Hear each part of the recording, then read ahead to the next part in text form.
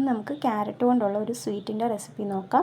അതിന് വേണ്ടിയിട്ട് ഒരു 3 വലിയ ക്യാരറ്റ് എടുത്ത് ഇതുപോലെ ഒന്ന് കട്ട് ചെയ്ത് വെച്ചിട്ടുണ്ട്. കട്ട് ചെയ്ത് വെച്ച ക്യാരറ്റ് എല്ലാം മിക്സിയുടെ ജാറിലേക്ക് ഒന്ന് ഇട്ട് കൊടുക്കുന്നുണ്ട്. ഇനി ഒരു 2 നുള്ള് ഉപ്പ് ചേർത്ത് കൊടുക്കുന്നുണ്ട്.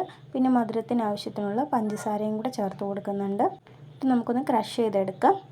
ഇനി അതിലേക്ക് കുറച്ച് പാലും കൂടെ ചേർത്ത് നന്നായിട്ടൊന്ന് അരച്ചെടുക്കാം. ഇതുപോലെ ഒന്ന് അരച്ചെടുത്തിട്ടുണ്ട്.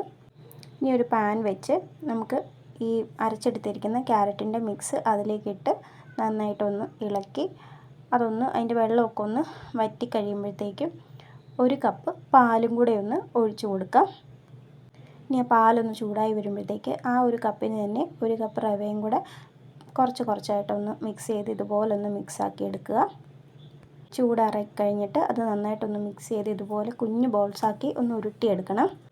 അതിനുശേഷം ഒരു അപ്പച്ചെമ്പ് വെച്ച് നമ്മുടെ ഈ ബോൾസ് എല്ലാം കൂടെ നമുക്ക് അതിലേക്കിട്ട് ജസ്റ്റ് ഒന്ന് ആവി കയറ്റിയെടുക്കാം. ഒരു 10 മിനിറ്റ് ആവി കയറിയാൽ മതി. നമ്മുടെ റവയൊക്കെ ഓൾറെഡി വെന്തതാണല്ലോ. അപ്പോൾ നമ്മുടെ ബോൾസ് എല്ലാം നല്ല രീതിക്ക് വെന്ത് വന്നിട്ടുണ്ട്. ഇനി ഒരു പാൻ വെച്ച് അതിലേക്ക് ഞാൻ ഒരു 2 കപ്പ് അളവിൽ പാലൊഴിച്ച് കൊടുക്കുന്നുണ്ട്. ഇനി ആ പാലൊന്ന് ചൂടായി വരുമ്പോഴേക്കും അതിന് മധുരത്തിന് ആവശ്യത്തിനുള്ള പഞ്ചസാര ഇട്ട് കൊടുക്കുന്നുണ്ട്. കുറച്ച് കണ്ടൻസ്ഡ് മിൽക്കും കൂടെ ചേർത്ത് കൊടുക്കുന്നുണ്ട്. അതില്ലെങ്കിൽ അതിനനുസരിച്ചിട്ടുള്ള പഞ്ചസാരയും കൂടെ ചേർത്ത് കൊടുത്താൽ മതി. ഞാനിപ്പോൾ എൻ്റെ കയ്യിലുള്ളത് കൊണ്ട് ഞാൻ കുറച്ചൊന്ന് ചേർത്ത് കൊടുക്കുന്നുണ്ട്.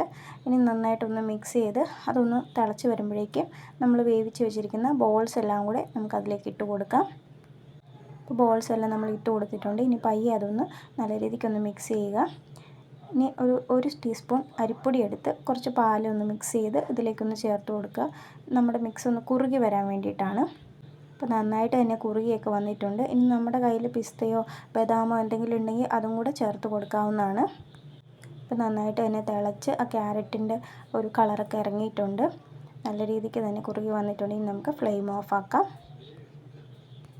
നല്ല ടേസ്റ്റി ആയിട്ടുള്ളൊരു സ്വീറ്റാണ്. എല്ലാവരും ഒന്ന് ട്രൈ ചെയ്ത് നോക്കണേ.